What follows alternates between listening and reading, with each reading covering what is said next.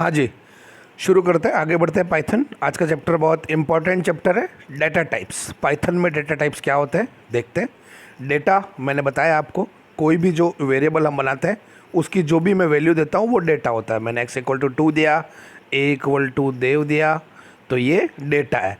तो इन डेटा के कितने यहाँ पर डेटा के टाइप होता है, जैसे ये इंटीजर है, ये टेक्स्ट है, तो कितने तरीके के पाइथन में डेटा होते हैं, डेटा टाइप्स होते हैं और वो क्या क्या सपोर्ट करता है। ठीक है तो हम लोग डेटा टाइप्स पढ़ेंगे इस क्लास के अंदर, different type of data type.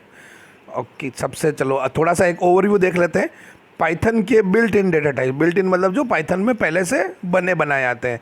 कई चीज़ें बिल्ट इन होती है, कई चीज़ हम खुद बनाते हैं। तो जो पहले से बनी होती है उनको बोलते हैं बिल्ट इन, चाहे वो फंक्शंस हो, built in functions, built in data type, या यूज़र जो बनाएगा यानी प्रोग्रामर जो बनाएगा उसको बोलते हैं यूज़र डिफाइंड। तो यूज़र डिफाइंड डेटा टाइप या यूज़र डिफाइंड फंक्शंस हम हमारे भी बना सकते हैं।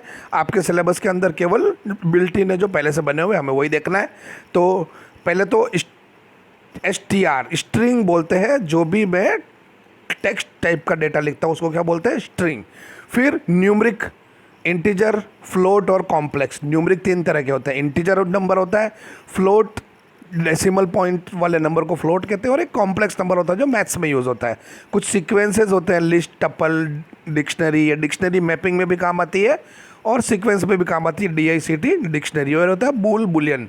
ठीक है, देखेंगे हम लोग इसको एक एक करके कौन क्या करता है। डिक्शनरी के इसमें आती है, सीक्वेंस में भी आती है और मैपिंग में भी आती है। ठीक है, तो सबसे पहले तो हम ले लेते हैं स्ट्रिंग डेटा टाइप यानी STR। STR यानी स्ट्रिंग, यानी कोई भी इंग्लिश का वर्ड, पैराग्राफ, बेसिकली टेक्स्ट को क्या बोलते हैं, स्ट्रिंग बोलते हैं। इस वेरिएबल को अगर आपको लिखना है तो कैसे लिखोगे आप, वेरिएबल का नाम लिख दो x=, हमने लिखा है, और या तो उसको सिंगल कोड में लिखो या डबल कोड में लिखो, दोनों में चलेगा। तो देखो हमने इसके एग्जांपल के अंदर ये मैंने एक बार सिंगल कोड में लिखा है, एक बार डबल कोड में लिखा है, चलेगा, कहीं दिक्कत नहीं है। ठीक है, ये हो जाता है हमारा स्ट्रिंग डेटा टाइप। स्ट्रिंग के बाद अच्छा, ये तो था कि एक सिंगल लाइन का था। अगर मेरे पास मल्टीपल लाइन का डेटा है, मैं कोई ईमेल है उसको वेरिएबल में लेना चाहता हूँ, कोई मैंने ऐसे लिखा है उसको वेरिएबल में लेके डेटाबेस पे सेव करना है, उसके ऊपर कुछ प्रोसेसिंग करनी है, तो यानी वो मल्टीपल लाइन्स है। मल्टीपल लाइन्स के लिए क्या करेंगे, उसके लिए हमें करना है 3 सिंगल कोटेशन मार्क्स या डबल कोटेशन मार्क्स। अब single quotation mark, double quotation marks, ये देखिए ध्यान से, ये मैंने क्या लिखा, x= करके फिर 3 कोटेशन मार्क्स के अंदर आप जो कुछ भी लिखोगे वो मल्टीपल लाइन में लिख सकते हो, और वो वैल्यू किसको असाइन हो जाएगी, x को असाइन हो जाएगी। सेम सिंगल कोटेशन मार्क्स की जगह पे मैं डबल कोटेशन मार्क्स भी यूज़ ले सकता हूँ। अब आपको याद होगा सिंगल कोटेशन मार्क्स में तो हम लोग मल्टी लाइन कमेंट भी लिखते थे, मल्टी लाइन कमेंट, याद आ रहा है, मल्टी लाइन कमेंट। लेकिन वो हम लोग direct single quotation, 3 single quotation marks के अंदर कुछ भी लिखेंगे तो बन जाएगा कमेंट। लेकिन यहाँ देखो हमने वेरिएबल का नाम और = भी साथ में जोड़ा है। कमेंट जब हम लिखते हैं तो वहाँ वेरिएबल का नाम और = साथ में नहीं जोड़ते हैं, तो दोनों में फ़र्क है। ये मल्टीलाइन कमेंट, और देखो हमने x= कोई भी वैल्यू रखी और उसको मैंने प्रिंट कराया और उसका आउटपुट भी आ गया। ठीक है, अभी आ जाता है, स्ट्रिंग खत्म हो गई, अब न्यूमरिक डाटा टाइप। नंबर में सबसे पहले आ जाता है इंट डाटा टाइप। इंट क्या है, कोई भी एक होल नंबर हो सकता है, पॉजिटिव नंबर भी हो सकता है, नेगेटिव नंबर भी हो सकता है, और विदाउट पॉइंट वाला नंबर, विदाउट डेसिमल्स। नाम से पता चल रहा है इंट है तो विदाउट डेसिमल होगा। अब इसकी साइज़ क्या होगी, कितना बड़ा नंबर आप पाइथन में यूज़ कर सकते हो, अनलिमिटेड साइज़। ये डिपेंड करेगा आपकी कंप्यूटर की मेमोरी पे, जितनी आपकी मेमोरी होगी उतना बड़ा नंबर आप यूज़ कर सकते हो। और ये किस तरीके से इंट को असाइन करते हैं वैल्यू, नॉर्मल वेरिएबल बनाओ और उसके अंदर कोई सी भी वैल्यू डाल दो, पॉजिटिव डालो चाहे नेगेटिव डालो, चाहे बहुत छोटा नंबर डालो चाहे बड़ा नंबर डालो, इंट हो गया है। अभी फ्लोट, फ्लोट क्या होता है, फ्लोटिंग पॉइंट नंबर को बोलते हैं जिसमें डेसिमल पॉइंट हो, यहाँ पर उसको बोलते हैं फ्लोट। उसका डेटा टाइप क्या होता है, फ्लोट। ये भी प्लस हो सकता है, माइनस भी हो सकता है, और कितना ही बड़ा हो सकता है साइज़ में। ठीक है, ये कैसे बनाते हैं, नॉर्मल ऐसे ही जैसे हमने अभी इंटीजर बनाया था, वेरिएबल के नाम के आगे आप असाइन कर दो। ठीक है, फ्लोट हो गया है, तो हमने न्यूमरिक के अंदर अभी तक 2 देख लिए, इंट और फ्लोट, डेसिमल नंबर भी हो गए, इंट भी हो गए। तीसरा और ये सपोर्ट करता है जिसको बोलते हैं कॉम्प्लेक्स नंबर। कॉम्प्लेक्स नंबर अगर आप मैथ्स में देखेंगे तो ये आता है x प्लस वाई जे की फॉर्मेट में होता है ये। इसमें j कांस्टेंट होता है, x और y की वैल्यू आती है, x होता है इसका रियल पार्ट होता है, y उसका इमेजिनरी पार्ट होता है। तो इसको इस तरीके से लिखते हैं जैसे मैंने लिखा है, देखिए 3 + 5j, सिंपल 5j मतलब कि यहाँ पर x की वैल्यू 0 है। ओके, प्लस भी हो सकता है, माइनस भी हो सकता है। कॉम्प्लेक्स नंबर हो गया, इसके बारे में हम डिटेल में आगे देखेंगे कॉम्प्लेक्स नंबर क्या होते हैं और कहाँ काम आते हैं। तो हमने न्यूमरिक डेटा टाइप में इंट, फ्लोट और कॉम्प्लेक्स 3 देख लिए। स्ट्रिंग एक ही तरह की होती है, str देख लिया। अब अगला डेटा टाइप है बुलियन। कुछ वेरिएबल्स ऐसे होते हैं जिनके अंदर मुझे न्यूमरिक डेटा भी नहीं डालना है, स्ट्रिंग डेटा भी नहीं डालना है, मुझे वहाँ पर कुछ ट्रू और फॉल्स डालना है बस, और कोई वैल्यू नहीं डालनी। तो बुलियन डेटा टाइप केवल 2 वैल्यू सपोर्ट करता है, ट्रू एंड फॉल्स। तो जैसे कि देखो मैंने एक ये प्रोग्राम बनाया और इसका आउटपुट भी लिखा सामने। मैंने क्या लिखा है, प्रिंट 10 इज़ ग्रेटर देन 9। क्या ये ट्रू है? तो वहाँ आउटपुट क्या आएगा, ट्रू आ जाएगा। ऐसा लिखा आएगा इंग्लिश में, TRUE ट्रू। मैंने 2 A नाम का वेरिएबल बनाया, B नाम का वेरिएबल बनाया और चेक किया if print A is greater than equal to B, तो ये फॉल्स है, फॉल्स आ गया। ठीक है, बूल डेटा टाइप बोलते हैं इसको, बुलियन या बूल। अभी सीक्वेंस डेटा टाइप में आ जाते हैं, TUPLE ट्रिपल। ये आपने नाम पहले नहीं सुना है, कोई दिक्कत नहीं है, ये हम इसके ऊपर पूरा एक चैप्टर है, हम इसके अंदर पूरा डिटेल में इसको पढ़ेंगे। अभी के लिए सिर्फ आपको ऐसे बता देता हूँ, टपल क्या होता है, कॉमा सेपरेटेड वैल्यूज़ होती है, किसी भी डेटा टाइप की हो सकती है, वो ज़रूरी नहीं इंटीजर हो, स्ट्रिंग हो, बूल हो, किसी भी डेटा टाइप का हो सकता है, और वो ब्रैकेट के अंदर होती है कॉमा सेपरेटेड वैल्यू। जैसे एग्जांपल देखो, आपको समझ में आएगा। ये एक A नाम का मैंने बना दिया, TUPLE, ठीक है। तो ये क्या है, देखो मैंने सिंपल ऐसे ब्रैकेट लगाया और कॉमा सेपरेटेड वैल्यूज़ एक बना दी मैंने, इसको क्या बोलते हैं, टपल।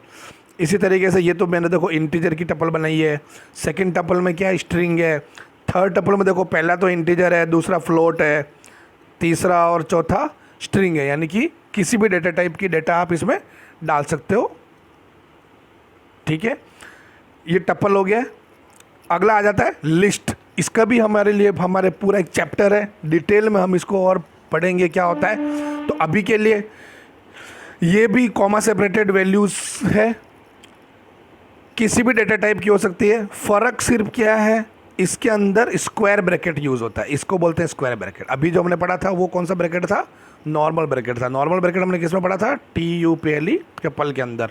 और स्क्वायर ब्रैकेट में जो होगा उसको क्या बोलते हैं, लिस्ट।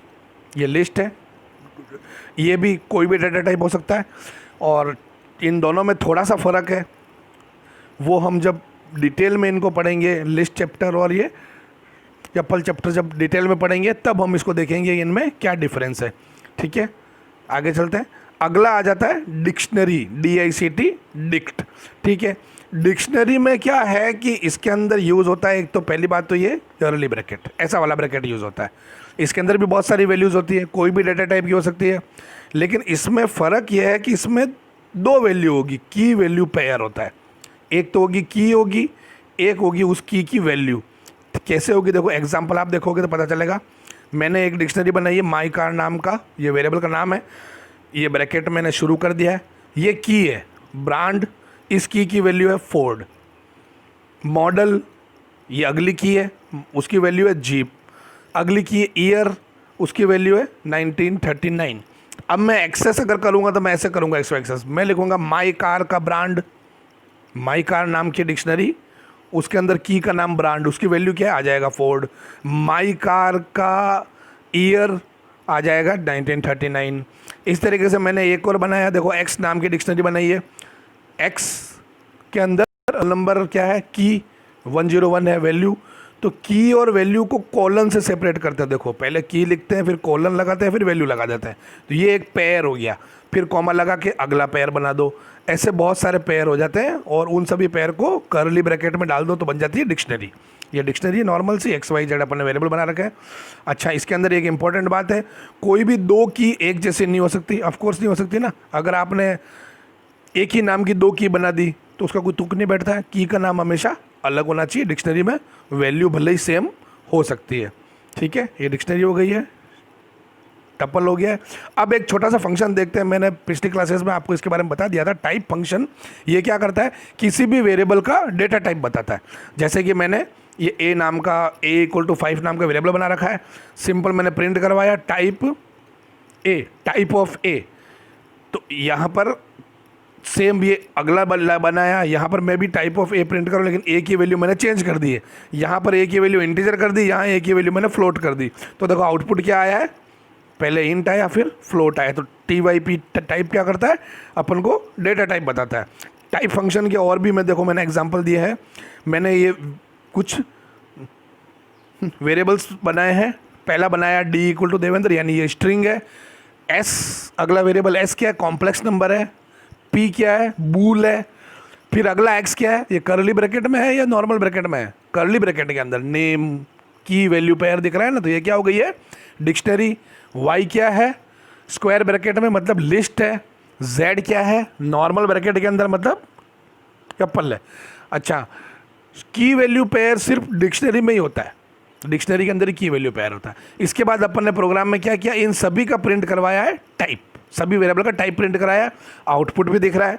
वीडियो को पॉज करो, रिजोल्यूशन हाई करो और देखो कि कौन से टाइप का क्या आउटपुट आया है। ठीक है, इससे आपको पता चलेगा कि इसका डेटा टाइप क्या था। कई बार हमें डेटा टाइप जानने की ज़रूरत पड़ती है इन प्रोग्राम के अंदर, क्योंकि पाइथन के अंदर वेरिएबल की वैल्यू चेंज होती रहती है। मैंने शुरुआत में कोई बनाया था वेरिएबल x नाम का, उसमें इंटीजर वैल्यू डाली। आगे चलते चलते चलते मेरे x के अंदर आ गया है फ्लोट वैल्यू आ चुकी है। कभी आगे चलते हो सकता है स्ट्रिंग भी आ जाए। बहुत बड़े बड़े प्रोग्राम होते हैं, तो वहाँ पर मुझे कई प्रोसेसेस करने से पहले उसका डेटा टाइप चेक करना पड़ता है। क्योंकि अगर मैं किसी स्ट्रिंग वैल्यू अगर सपोज़ है और मैं उसको किसी से डिवाइड करने लग जाऊं, मैथमेटिकल ऑपरेशन करने लग जाऊं स्ट्रिंग के ऊपर, तो प्रोग्राम एरर दे देगा। तो इससे अच्छा ये है कि पहले मैं उस वेरिएबल का डेटा टाइप चेक कर लूं और अकॉर्डिंगली उसके ऊपर मैं ऑपरेशन करूं, इसलिए हमें देखना पड़ता है। तो ये छोटा सा था चैप्टर, लेकिन पाइथन के अंदर बहुत इंपॉर्टेंट चैप्टर है ये वाला, डेटा टाइप्स। इसी पे पूरे वेरिएबल्स बनते हैं, प्लस किस वेरिएबल पे क्या ऑपरेशन कर सकते हैं ये भी डिसाइड होता है उसके डेटा टाइप से। तो हमें बहुत इंपॉर्टेंट चैप्टर है, इसको देखो वीडियो को। कोई प्रॉब्लम है तो मुझे लिखो और मैं आपकी प्रॉब्लम सॉल्व करूंगा। हम लोग आगे फिर से मिलेंगे। आज के लिए इतना ही, ओके बाय।